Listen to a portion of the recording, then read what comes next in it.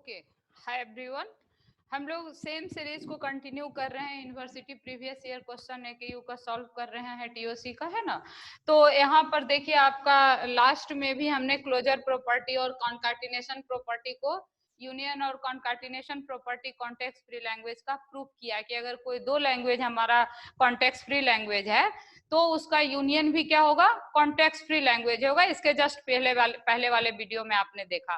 फिर आपने देखा कि अगर कोई दो लैंग्वेज आपका कॉन्टेक्स्ट फ्री है तो उसका कॉन्काटिनेशन भी क्या होगा, कॉन्टेक्स्ट फ्री होगा। तो उसी चीज को फिर हम लोग आगे कंटिन्यू कर रहे हैं। थर्ड सवाल आपको सेम ईयर में 2019 में आपका आया हुआ क्वेश्चन है, 2019 का ही ये तीनों सवाल है, ठीक है। तो 19 में ये तीनों सवाल आपसे पूछा गया है, उसी को मैं कंटिन्यू कर रही हूँ। अब की बार जो आपसे पूछा गया है कि आप प्रूव करो कि star of A is also context free language. मतलब कि अगर आपका कोई लैंग्वेज ए दिया हुआ है, ठीक है, तो लैंग्वेज ए, मान लीजिए कोई लैंग्वेज आपका दिया हुआ है, जैसे यहाँ पे हमने लिया है A⁴n B⁴n, ये भी एक कॉन्टेक्स्ट फ्री लैंग्वेज है। तो इस लैंग्वेज का अगर स्टार हम लोग करें तो इसका मतलब क्या हुआ, ए स्टार का मतलब क्या है, A0 यानी कि एप्सिलॉन, वैसा लैंग्वेज जो क्या जनरेट करे, एप्सिलॉन करे, या फिर लैंग्वेज A1 या फिर A2 या फिर A3, है ना। और इसी तरीके से लैंग्वेज क्या हो जाए, A1 A2, ठीक है ना। तो कहता क्लोजर जो है, आफ्टर क्लोजर भी जो लैंग्वेज जनरेट होगा ए स्टार, तो वो भी कॉन्टेक्स्ट फ्री लैंग्वेज होगा। तो ये कह रहा है होगा, आई नो, यस, बट इसको आप प्रूफ कीजिए। ये होता है, लेकिन इसको आप क्या कीजिए, प्रूफ कीजिए। तो जरा देखिए कैसे प्रूफ करेंगे। तो आप कहेंगे कि कैसे करेंगे आप, तो फिर वैसे ही कोई लैंग्वेज ले लिया आपने, इसके करस्पॉन्डिंग ग्रामर लिखना होगा। तो बात तो सही है। तो अब आप लिखते हैं हम लोग कॉन्टेक्स्ट फ्री ग्रामर इसके लिए, है ना। तो इसका जो कॉन्टेक्स्ट फ्री ग्रामर होगा ऑफ ए, तो वो आप क्या लिखेंगे, आप बार बार लिखा है हमने, equal number of A equal number of B. तो एक तरह से हम लोग को बिल्कुल ध्यान में आ गया है कि ए बी, जितना नंबर ए इधर जनरेट होगा उतना ही नंबर ऑफ बी इधर जनरेट होगा, ये जरूरी है। इसीलिए इसको ऐसा हमने लिखा। चूंकि यहाँ ग्रेटर देन इक्वल टू 1 है तो आपने फिर से ए भी लिख दिया, नहीं तो 0 रहता तो एप्सिलॉन लिखते हम लोग। अब कहता है कि अब आपको क्या लिखना है, एल स्टार लिखना है। तो देखिए, इस लैंग्वेज के करस्पॉन्डिंग एल स्टार, मतलब ए स्टार बोलिए, नॉट ए, यहाँ ए लिखा है तो आपको ए ही मानना पड़ेगा ना। तो ए स्टार आपका क्या हो जाएगा, तो आप कहेंगे कि ए स्टार, तो जैसे ए है आपका A⁴n और B⁴n, तो ए का स्टार करने का मतलब क्या हुआ, A⁴n B⁴n का स्टार, है ना, such that n greater than equal to 1, ठीक है। तो कहता है कि this is also context free language. अब यहाँ पर देखिए, A⁴n B⁴n का होल स्टार, है ना, इसके ऊपर आपने क्या किया, होल स्टार लगा दिया। तो होल स्टार लगाने का मतलब क्या हुआ कि आपका जो ये लैंग्वेज है वो किसी भी लैंग्वेज का कॉन्केटिनेशन वो जनरेट करेगा, ठीक है। अच्छा, नहीं, इसको एग्जांपल लेके समझेंगे हम लोग तो आपका क्लियर हो जाएगा। फिलहाल यहाँ तक तो कोई दिक्कत नहीं, कुछ तो किया नहीं हमने कि एक कोई कॉन्टेक्स्ट फ्री ग्रामर हमने ले लिया, लैंग्वेज ले लिया। अब हम इसी लैंग्वेज के करस्पॉन्डिंग क्या एक ग्रामर लिख दिया, है ना। इस लैंग्वेज के लिए कॉन्टेक्स्ट फ्री ग्रामर ये हो गया। और इसके ऊपर आपने क्या किया, ए स्टार लगा दिया। इस पर आपको स्टार ही तो प्रॉपर्टी साबित करना है कि वो कॉन्टेक्स्ट फ्री होगा। तो पहले हमने लैंग्वेज के ऊपर स्टार लगा दिया, तो A⁴n B⁴n था तो उसके ऊपर होल स्टार कर दिया, such that n greater than equal to 1, ठीक है। अब क्या कहता है कि इस ए स्टार के लिए आप क्या लिखेंगे, context free grammar of A star, ठीक है। तो context free grammar of A star आप कैसे लिखिएगा, तो देखिए, ये आप गौर कीजिए, ये जो लैंग्वेज है ये क्या जनरेट करेगा, तो ये लैंग्वेज आपका क्या जनरेट करेगा, स्टार होने के कारण। देखिए, यहाँ कंफ्यूज नहीं करना है आप लोग को।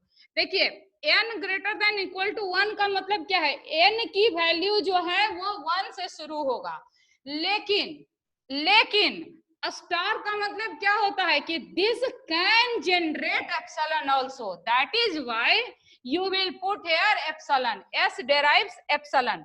देखिए, यहाँ समझ लीजिए, इसे कंफ्यूज मत होइएगा कि आपने तो यहाँ n greater than equal to 1 था तो आप तो ए भी लिख रही थी कि मिनिमम है ये ए बी इसका, लेकिन यहाँ पर मैं यहाँ भी ए बी इसका मिनिमम होगा, बट चूंकि इसके ऊपर आपने क्या लगा रखा है, स्टार, यहाँ स्टार नहीं था, गौर से देखिए।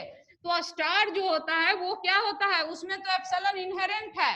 एप्सिलॉन क्या है लैंग्वेज में, इनहेरेंट है after applying a star, that is why you will write S derives epsilon. Very clear. अब क्या लिखिएगा, अब देखिए आप कह रहे हैं कि ए चाहे कितनी भी दफा आवे, भाई ए स्टार का मतलब क्या है, ए स्टार लिखने का मतलब क्या है, आप तो जानते हैं, या तो एप्सिलॉन, या तो ए के, या तो जितना नंबर ऑफ ए, जितना नंबर ऑफ ए है ना, कितना भी नंबर ऑफ ए ले लीजिए, स्टार का तो यही मतलब होता है ना। तो एनी नंबर ऑफ ए कैसे जनरेट होगा, जब एस डेराइव्स एस लिखिएगा, देखिए एस डेराइव्स एस लिखिएगा तभी ना एनी नंबर ऑफ ए आप जनरेट कर सकते हैं। देखिए जितना नंबर ऑफ ए आपको जहां रुकना है वहीं एस को क्या कीजिएगा, एप्सिलॉन से डेराइव कर दीजिएगा, उतना नंबर ऑफ ए आपका क्या होगा, जनरेट हो जाएगा। तो आप कहेंगे yes you have written correct, you have written correct, है ना, मैंने बिल्कुल सही लिखा है। क्या लिखा है कि अगर ए स्टार के लिए हमको ग्रामर लिखना है तो मैं क्या लिखूंगी, S derives epsilon and S डेराइव्स A derive A S, है ना, any number of A. Very clear. अब ए को आप क्या लिखेंगे, देखिए ए को आप क्या लिखेंगे, ए क्या डेराइव कर रहा है, तो ए डेराइव कर रहा है ए बी, और क्या डेराइव कर रहा है, ए बी। क्लियर है ना, ए क्या डेराइव कर रहा है, ए बी, और क्या डेराइव कर रहा है, ए बी। Very clear. तो इस तरीके से आपका जो है अच्छा ए तो हमेशा जो जनरेट करेगा वो तो लैंग्वेज स्ट्रिंग तो हमेशा equal number of A equal number of B ही जनरेट करेगा ना। तो देखिए अब इसको हम लोग करके देखते हैं कि ये क्या क्या जनरेट कर रहा है। तो देखिए एस जो है ए एस जनरेट कर सकता है, ठीक है, और एस जो है वो any number of S generate कर सकता है, ठीक है।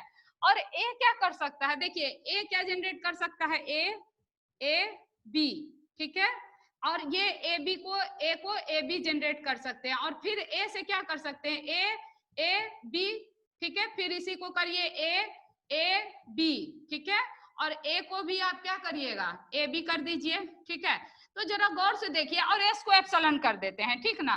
तो देखते हैं ये क्या जनरेट किया, तो ये जनरेट क्या किया, ए बी, और फिर क्या जनरेट किया, अगेन बी, यस, और देखिए यहाँ से देखते जाइए आप, ए बी, है ना, और फिर क्या जनरेट कर रहा है, ए, अगेन ए, और फिर क्या जनरेट किया, 3a, देखिए 3a, और फिर ये क्या जनरेट किया, 3b।